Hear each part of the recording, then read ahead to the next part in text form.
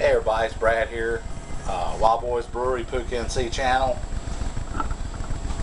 This week for homebrew updates, I brewed Mainebrewguy's Black Betty version 2.0. He had given me a couple bottles of that to try when he came down here a couple weeks ago, a month ago or so, and I absolutely loved it. And I haven't got a black IPA. The black IPA I made last turned out okay, but it's too astringent, and I can't ever get through them. So I figured I'd just make another one. And so I'm dubbing this one Black Betty version 2.5. I adjusted it just a little bit because of some of the hops I had. I used the same recipe he did. He did a 6.5 gallon batch. I dialed mine back to 6. His efficiency's a lot higher than mine is. He gets like 82% efficiency. I get like 75. So I dialed the recipe in so I'd hit the same numbers he did, getting a 6 gallon batch. Spot on, hit 1067 is what my Hotville software calculated it out to be, and that's exactly what I got. And I did. I first wort hopped with some American Cascades that I got from the Milk and Honey Farm a couple weeks ago, and I also got some fresh Cascade hops from BH Brewing. Thank you, sir. Those are going to be going into the dry hopping in 10 days, or whenever this thing gets done percolating. So that's going to be the only additions to it that I've made. The grain bill's exactly the same. I'm sure he wouldn't care if I gave it out, but he didn't give me permission to, so I'm not going to give the grain bill out. If you want to know what the grain bill on Black, or if you want to know what the recipe on Black Betty version 2.0 is, you're just going to have to wait for Gary to get back online. Talked to him a little bit the other day when I got the recipe. He's real busy with trying to get his degree. He was in New York studying when I talked to him, and he took some time and gave me the recipe. I appreciate that, man. Thanks, Gary. Drinking some coffee instead of a different homebrew. Instead of I was going to drink a pale ale, but I had some coffee left, and I want to finish my coffee up. But the Black Betty version 2.5 turned out great.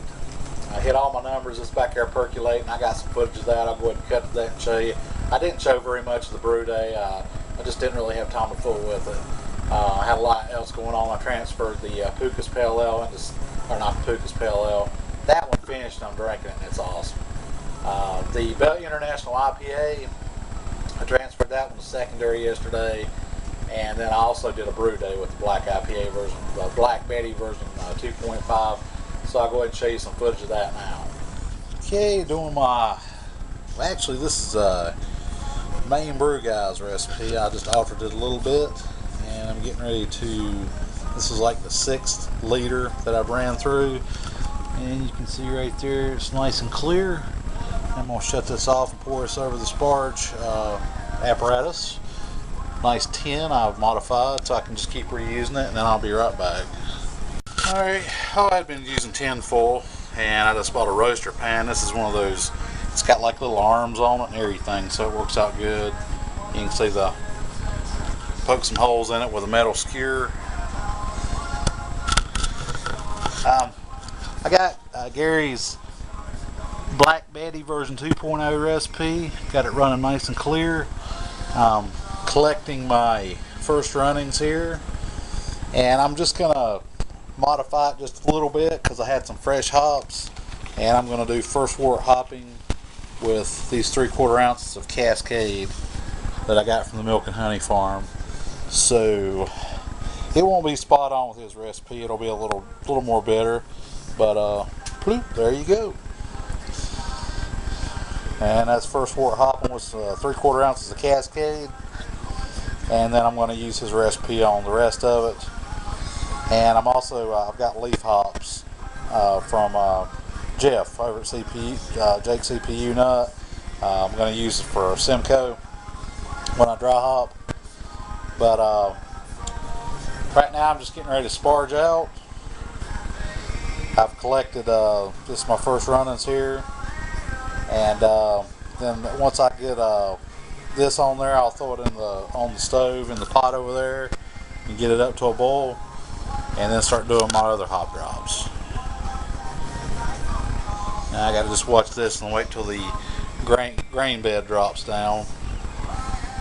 Then I can start hitting it with 168 degree water. Okay, and here's the Black Betty version 2.5. Gary hooked me up with Mainebrewguy. I tweaked the recipe just a little bit because I had some extra hops I wanted to use. I used the same recipe he did, except for I did first wort hopping with the American Cascades I got from the Milk and Honey farm.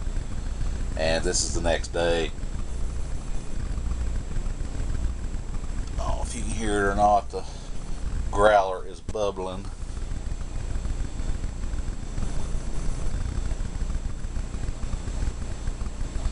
Chugging along.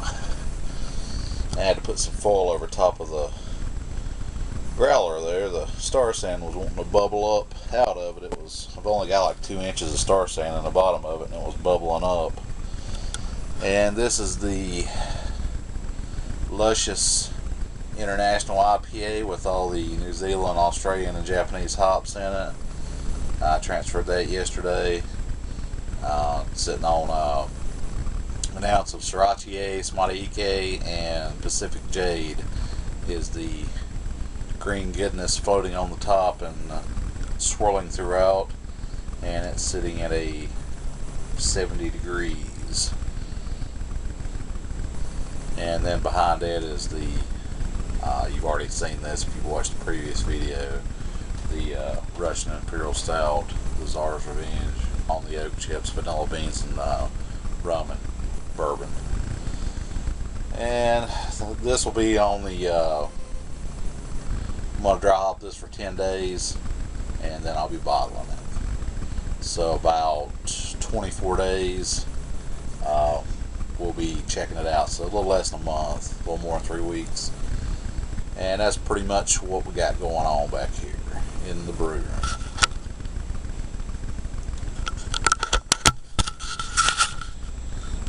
Good stuff. Like I say, short and sweet. I didn't shoot a whole lot of footage. I'll do a review of the Pookanc Pale Ale. It's a Citra Cascade Pale Ale, and it is absolutely awesome. It totally kicks ass. Even my girlfriend likes it. She don't like beer much. And I gave her one of those the day before yesterday, and she's like, I don't think this one's going to be around long. I said, well, that's fine. I can make more. Got the idea from Aaron from Love Homebrew. He did a Citra Cascade IPA for his wife, and I decided just to go ahead and do a pale ale because I like the hop combination so well. So I used my own recipe, but I got the hops ideas from him, so thanks for that, Aaron. Shout out to you. Shout out to BH Brewing for the hops. Shout out to Jake CPU Nut for the Simcoe hops. It's going to wind up going in the Black Betty. That's actually part of the recipe, so I'm just going to use those in the dry hopping. And shout out to Mainebrewguy for hooking me up with the recipe. That's pretty much it. I will see you sometime soon. I'll go ahead and review the Pookanc Pale Ale because I'm very fond of that one.